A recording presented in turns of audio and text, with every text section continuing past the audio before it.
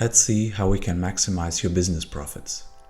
Let's say you manufacture two products, product 1 and product 2. Product 1 brings you a profit of $4 and costs you $2 to produce. Product 2, on the other hand, brings you a profit of $8 and costs you only $1 to produce. Due to machine restrictions, you can only produce a maximum of 4 units of product 2. Additionally, there is a total cost limit of $6.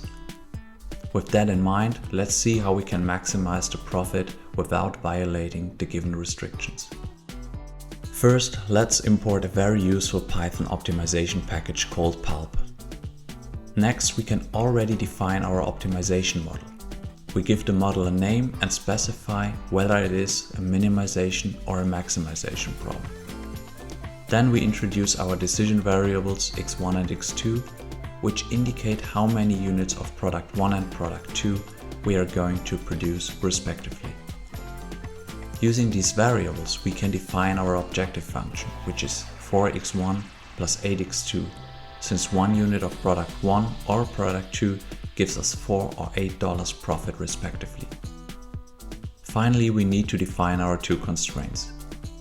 We can only produce a maximum of 4 units of product 2, and we have a total cost limit of $6, which we must adhere to.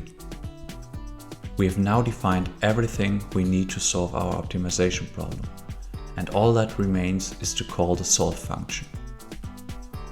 As you can see, in the best case scenario, you should produce 1 unit of product 1 and 4 units of product 2, giving you a total profit of $36.